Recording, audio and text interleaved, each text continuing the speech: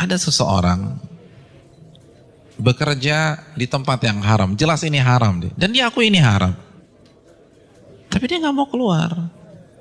Kenapa dia nggak mau keluar? Dia katakan, anak saya 4, Ustaz. Kalau saya keluar, anak pertama bayar kuliahnya gimana? Anak kedua SMA-nya gimana? Harus bayar uang gedung. Maka saya tetap bertahan karena faktor kondisi. Ini bukan sombong loh Ustadz, ini faktor kondisi. Hadirin enggak, itu sok pintar. Itu sok pintar.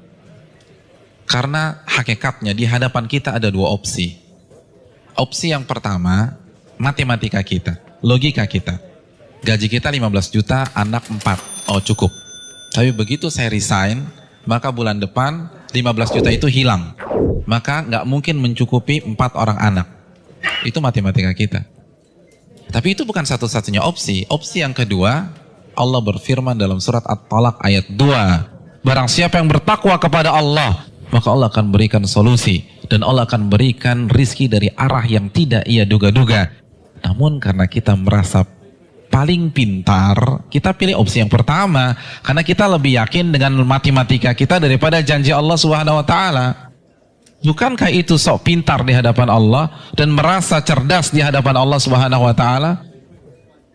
Inti dari semua kedurhakan itu merasa pintar, bukan kondisi. Merasa diri besar, merasa diri kuat menahan azab Allah pada hari kiamat. Rekan-rekan yang dirahmati oleh Allah Subhanahu wa Ta'ala, ini masalah dari dulu. Karena iblis itu menggunakan teori ini. Kenapa iblis divonis kafir? Kenapa iblis divonis kekal di neraka? Karena ketika dia disuruh sujud, dia katakan apa?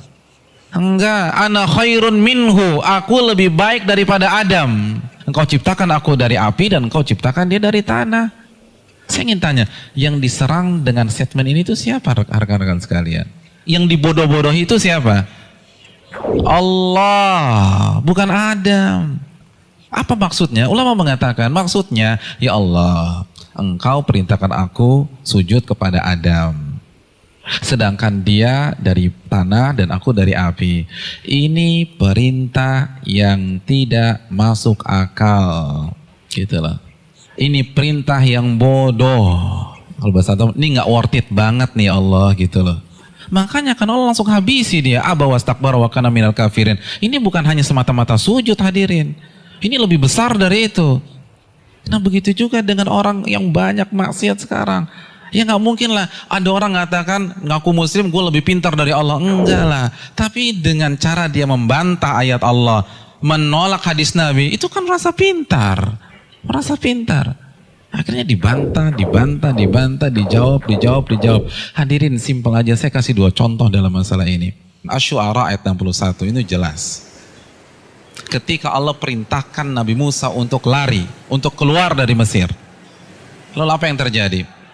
Dan ketika kedua kelompok itu sudah saling melihat, Fir'aun sudah melihat Nabi Musa di hadapannya, dan Musa kalau menoleh sudah melihat Fir'aun. Innal mudrakun. Maka sebagian pengikut Nabi Musa itu mengatakan kita akan tertangkap. Kita akan tertangkap. Kenapa? Depan laut merah, belakang Fir'aun. Logika main, ketangkap.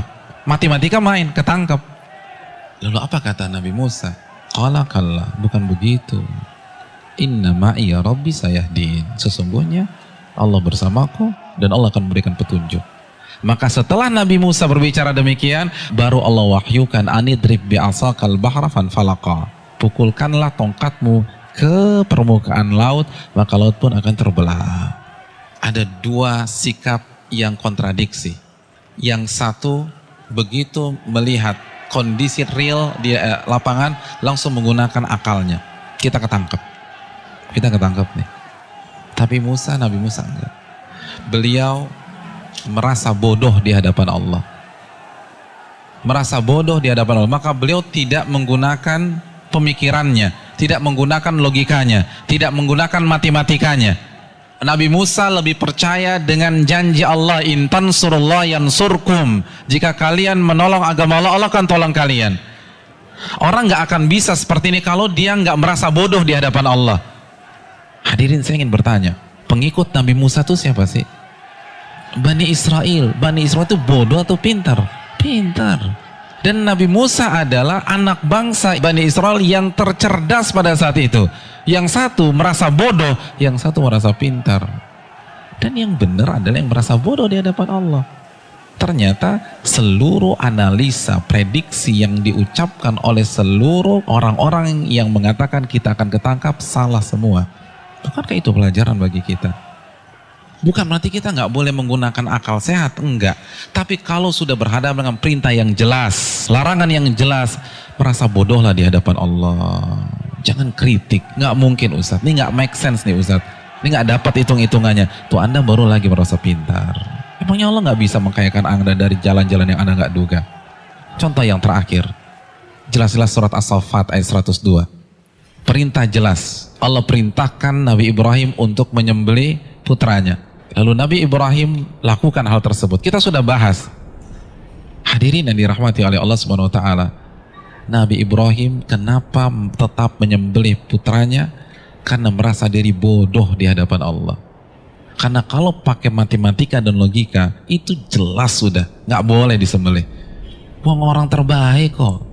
Beliau akan komplain, kalau beliau merasa pintar saja, beliau akan komplain, kenapa anak saya disembelih? Saya kan manusia terbaik di sini. Harusnya kan anak saya sekolah di sekolah internasional, ya Allah, kenapa justru disembelih? Kan begitu logikanya.